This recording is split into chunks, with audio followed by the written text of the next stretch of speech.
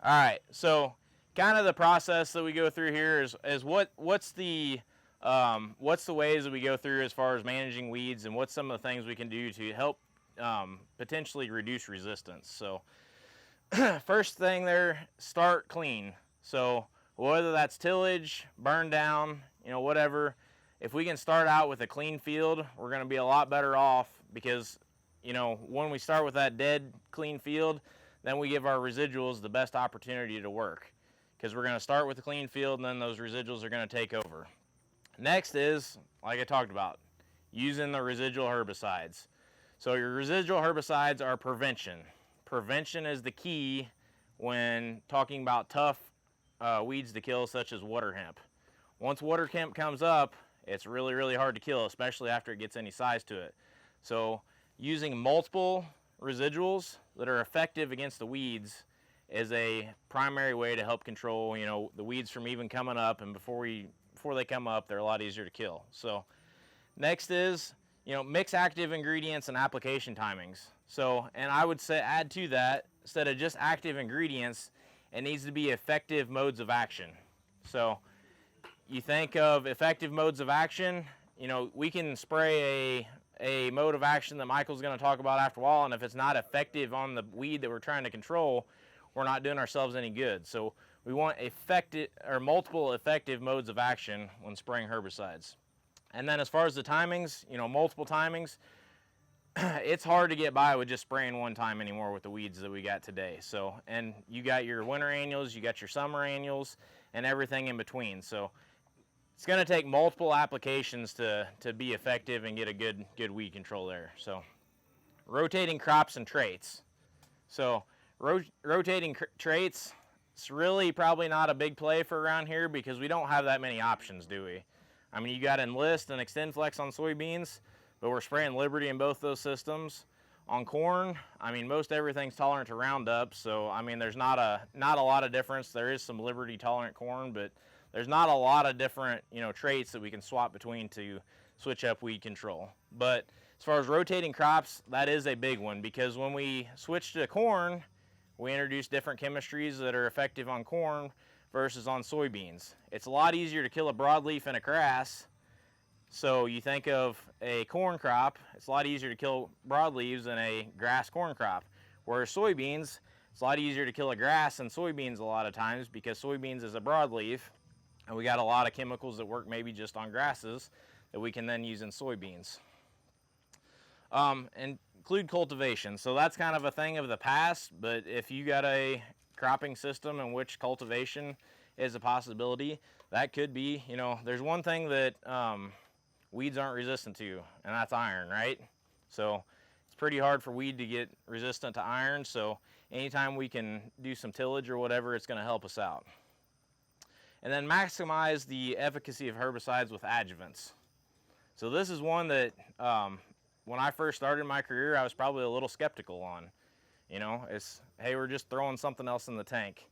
But I'm going to show you some pictures of some trials that I've done here after a while, and this is one that I'm a firm believer in now and is very important to weed control. So getting the right amount of adjuvant and the right adjuvant in the tank is critical to having effective weed control, especially when looking at a post pass. So if we have the wrong adjuvant in the tank or put the wrong adjuvant in there, we're not going to have a good experience with our herbicides. And lastly, maximize the efficacy of the herbicide with the proper application rate and timing. So cut rates of herbicides are almost a thing of the past. If y'all remember when Roundup came out, we were spraying glyphosate, and we took that thing as low as we could get it and still kill the weeds, right? Anymore, if we do that, all we're doing is creating resistance. So as we take that rate down and we just barely get by, or we leave a few escapes out in the field, those escapes out in the field, those are the ones that have a higher tolerance. They're the ones that's going to spread their weed seed, and therefore those are going to be the ones that are going to be more resistant in the future. And then as far as the timing, I mean, be sure that we're spraying at the proper time for that herbicide to work. So if it's a post herbicide, I mean, we don't want to see weeds, but make sure we're spraying it when we see a weed or the post, so it'll work. Same thing with a residual. If we spray it too late, the weed's already up, we're not going to do any good in a lot of cases. So with that, I'm going to turn it over to Michael here, and he's going to go through a little more detail there, the herbicide modes of action. All right, let's throw it back in time a little bit. This is a site of action chart, and you might be thinking, what the heck's a site of action?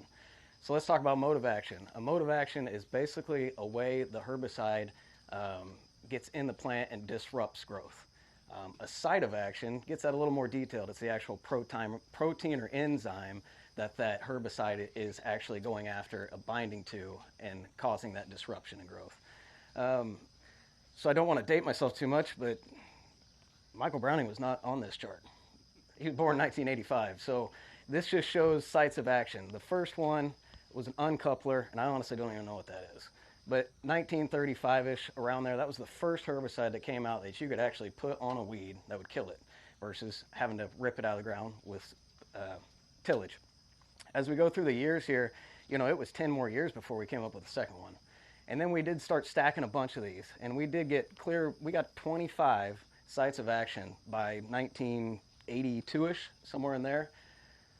And you're thinking, well, where's the rest of the chart?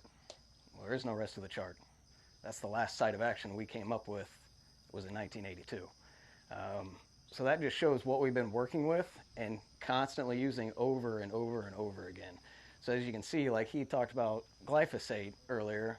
I mean, I remember back in my first year in the business and trucks going in and out, that was my job to help load tender trucks. And everything had water, AMS, NIS, and glyphosate. And every glyphosate load was 26 ounces, 22 ounces, 18 ounces. And I asked the young, dumb question, why are they doing that? Why is it all different? Well, they think 18 ounces will kill the weeds that are out there. They think it'll take 26 ounces to kill the weeds out there. Well, guess what? The 18 didn't work. They probably needed 26. And you had some escapes that built tolerance up over the years. So it's imperative for us, the tools we have, to be using them wisely and making sure we're rotating those tools. There is newer modes of action coming in a few years, and you've probably heard of Iconic in beans. That's going to be a mesotrione play. We will have that coming. But again, if we burn that one tool out, just like we kind of did with glyphosate, we're back in the same boat. So it's imperative for us to rotate and use the correct tools. Has anybody seen this before? This is a phenomenal poster. I've got plenty of them up here. You guys leave, grab one, take it home, throw it in the shop. Look at it for a few minutes every day, study it a little bit. It's just a wealth of knowledge. I'll kind of go through this briefly, but your mode of action over here. So you have your group numbers. You have your mode of action, which would be lipid synthesis inhibitors, amino acid synthesis inhibitors, who knows, and then you have your sites of action in the color blocks. We go down through here, amino acid synthesis inhibitor. Everybody should know what an EP-SB synthesis inhibitor is. Does anybody know what it is? It's glyphosate. That's what it is. Everybody's used it. Everybody knows it. As we come across this chart, we kind of go with the chemical families and then get down into the active ingredients. So Roundup Power Max, active ingredient, glyphosate. As we go through here, it gives product examples, which is really helpful, as you hear a lot of product trade names, but maybe not active ingredients.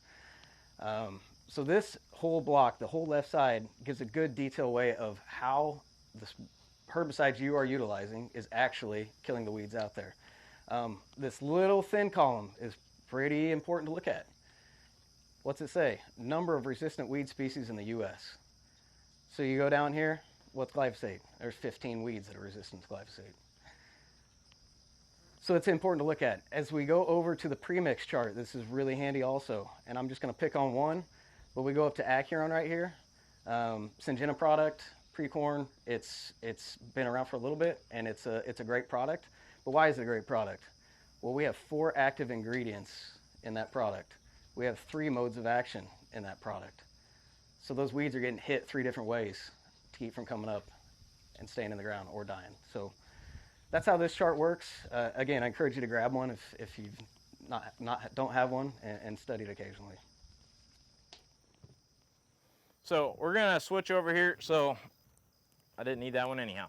So we're gonna switch over here and we're gonna go through some of the trial work that I did here this spring and then last summer and talk through some different things here as far as on the modes of action and sites of action. So this here is probably going to be hard to see because of the sun in the back of it there, but this is a block of basically 24 different treatments that I did, and just looking at different things. So this front corner up here was an adjuvant demo. So I talked about how important adjuvants were.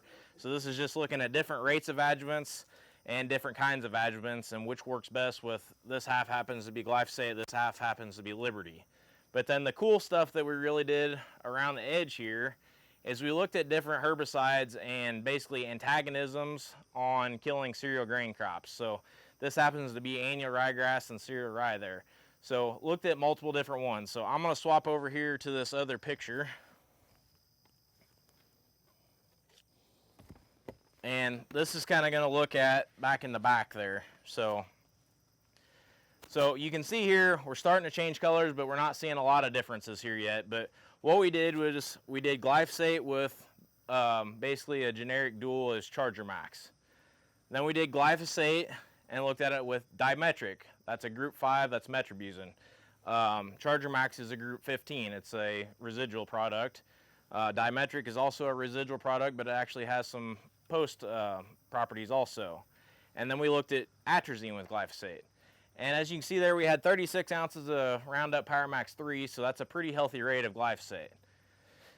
Next to that, we looked at glyphosate also with Verdict.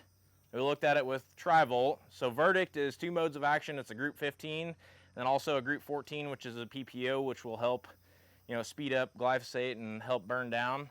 And then we also looked at, so the Trivolt there, Trivolt's got a group 2, which is an ALS, which is going to help out. It's going to be really good on grass.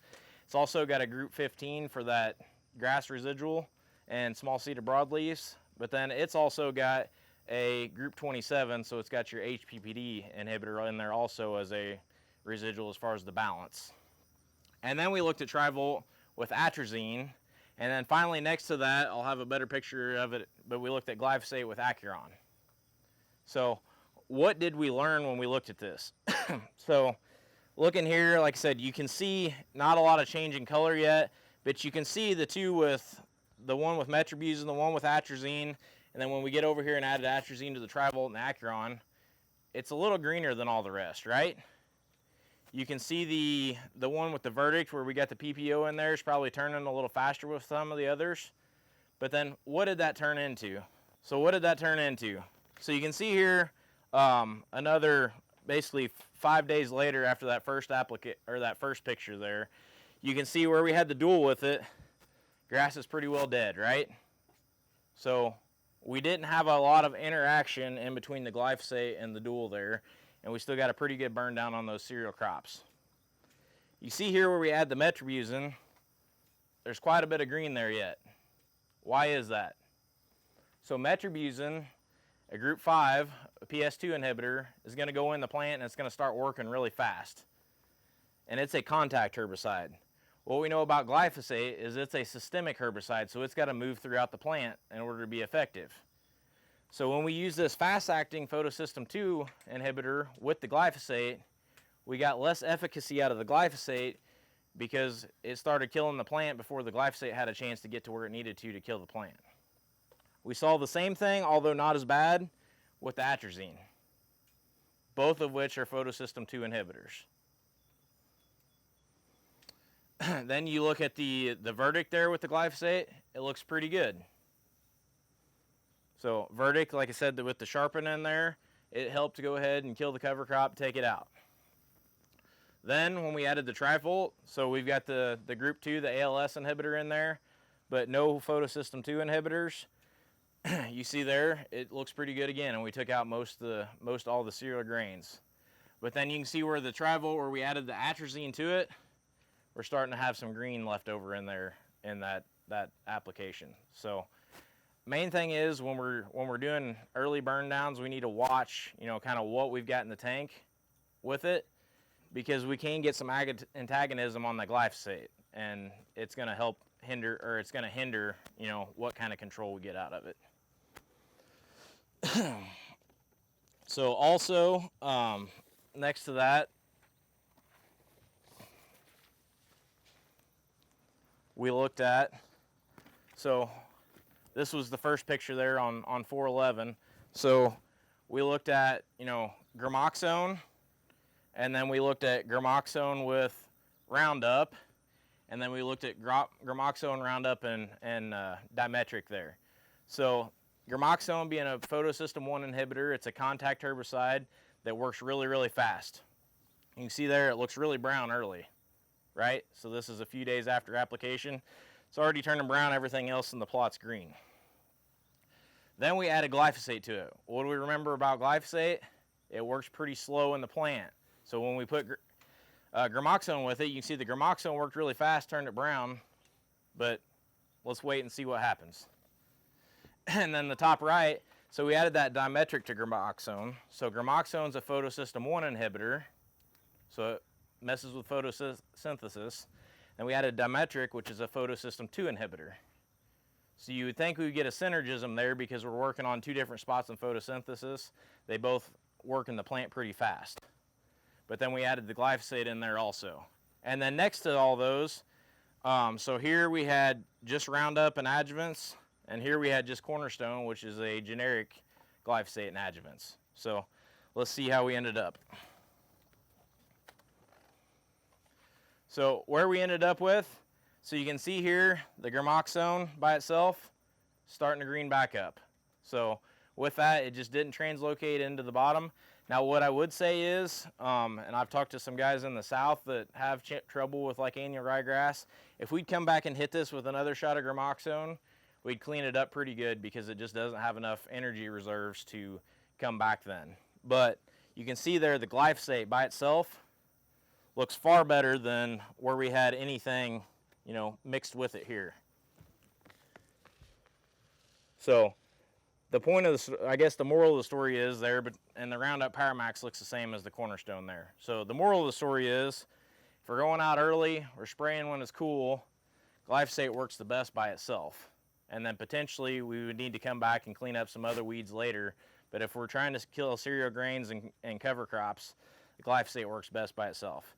You can see there where we added the gramoxone to the glyphosate, and then even where we added the dimetric, all those are starting to green back up. But like I said, if we'd come back through with another application of gramoxone at that time, we'd probably clean stuff up pretty good. So any questions on this trial before I move on to the next one? All right, so then this right here, this was actually this trial behind us, but from last year. So what I can tell you is on this trial, we sprayed it towards the end of May, and this is about 4 weeks after application. So this was June 24th when we took this picture right here. So a couple things, I do have the names of the product up there, but I don't really want you to focus on the names of the products because I can tell you there's a lot of similarities between a lot of them, between the different brands. But what I can tell you is, you look down here in this corner down here, you can see we're starting to break 4 weeks after application. All these are a lot of your single mode of action products down here. So some of your soybean residuals, you look at like a acetochlor or like a metolachlor, things like that. Those are your single modes of action down here. You can see here our corn premixes where we got 1, 2, 3, and 4 modes of action in the tank. You can see how much cleaner those products are up here in this upper right hand corner. So, and that continues going on into the season. So this is looking, once again here, you know, approximately, you know, another 2 weeks after the first one, or the first picture there. So you can see here how, just kind of how woolly a lot of these single mode of action products went, whereas you pick out a few here, and those are some of our newest premixes that are out on the market. So when we think of our newer premixes, how much do they cost? They cost a lot, right? Well, why do they cost a lot? It's because we get results like this right here. And, you know, there's some of these newer premixes, like this one on the bottom right-hand corner, for example. They come out with it, and I was like, what is that benefiting us? What is it gaining? It looks really similar to an old product you guys had. But whatever they did with that product, by adding that ALS chemistry, you can see how much cleaner it is to kind of its predecessor over here that's starting to break. So just the the overall moral of the story is, yeah, I know those no premixes and those new herbicides are really expensive, but there's a reason why, and they are more effective than what we've kind of used in the past. So with that, I think we're under 5 minutes. So do we have any questions? Yeah, so we did not get any benefit to that. In fact, I didn't design the trial. The person that designed the trial wanted to see what it would do, but I pretty much knew going in that it probably wasn't going to work, but it was something that he wanted to look at, so we put it in there and looked at it. But no, there was no benefit to putting the glyphosate because the gramoxone works too fast for it to do anything. Is it like then? So if you could give it a few days to go ahead and translocate in the plant, I could see some benefit of potentially doing that if you've got a weed spectrum where that was necessary. I've actually had a few people call me, same thing with like Liberty. So Liberty works really fast. Glyphosate doesn't have time to translocate in the plant. So they've taken, and what they've done is they've went out and they sprayed glyphosate, and then a few days later, 2 or 3, 4 days later, they come back and spray their Liberty Pass. So could potentially see a benefit to that. I have not done a lot of testing and stuff, so I'm interested to see these few guys that have done it here recently of what it does, but I could potentially see that working and being beneficial. So is gramoxone getting any better on drift? So then the answer is, as of right now, no. So once we hit high humidity, high temperature days, that stuff, it takes so little of it, and honestly, the drift on gramoxone probably isn't any worse than any other drift on any other product you're spraying. It's just it takes so little of that to disrupt the cell membranes that are the photosystem 1 inhibitor there, and it takes so little of it to show up and show symptomology on the leaf that we're seeing it more so. But honestly, you're probably drifting that much with everything else, you just don't realize it. So usually the glyphosate's not as strong as it used to be, obviously. 30, 40 years ago, you could kill something with it. Yeah, so glyphosate, they have changed the formulation over the years. There used to be other things in the tank to help it out and help it work better, and when Chinese glyphosate came out, they stripped all that stuff out to get competitive on price. So, but there are things you can put in the tank like interlock, things like that will definitely drastically reduce the drift, but once it gets hot and humid, it's really hard to keep gramoxone in bounds. So you're talking bare ground wise. Yeah. So bare ground wise, I mean, there was a lot of similarities. The grass started breaking really early this year because of the extra rainfall, I think. I really need to sit down and analyze the pictures from this year, and that's why I don't have them today, is because I just haven't had time to sit down and analyze the pictures and put them together. But there was a lot of similarities between the premium multiple mode of action products that showed up there with the HPPDs too, also on the corn side, that didn't show up kind of on this side, which is the soybean side this year because I inversed them. But there's a lot of similarities between the two as far as which products showed up and which products did not between the 2 years. So is there a way to slow down gramoxone? Yeah. Not necessarily. You can play with the adjuvant system a little bit. So some people run oil with gramoxone, which is just going to help push it through that cuticle a lot faster and get it into the plant faster. Other people just run a non-ionic surfactant with gramoxone. It seems to slow it down. But when it gets super hot, it doesn't really matter what you do. Gramoxone is going to work really, really fast. It does seem to work a little slower when it's cooler temperatures and we don't get quite the antagonism out of it. But it's the way it physiologically works in the plant. You can't slow it down really enough to make them work together. Have you tried any using a crop oil? Like Gramoxone and a crop oil with either gramoxone or glyphosate? Yeah, we've done that. I mean, honestly, yeah, so like I said, I prefer non-ionic surfactant when I'm using gramoxone because it just slows it down. It works just the same. It doesn't help it out any. Whereas an oil, it's gonna push it in the plant that much faster, and then it's not gonna. Some of your other herbicides that you may have tank mix with it are not gonna be as effective. So I prefer a non-ionic surfactant. There's gonna be somebody that stands up here and tells you the exact opposite because they've had a different experience with it. But that's my preference. But as far as the crop oil with glyphosate, this may be not the best one because you can't see it yet, but this was a methylated seed oil and this was a crop oil concentrate. And you could see that they were more effective than just the Class Act NG or the AMS surfactant combination right next to them. So So depending on the products, I'm gonna say, read the labels, talk with your seller, but there's definite benefits to putting oils with your herbicides.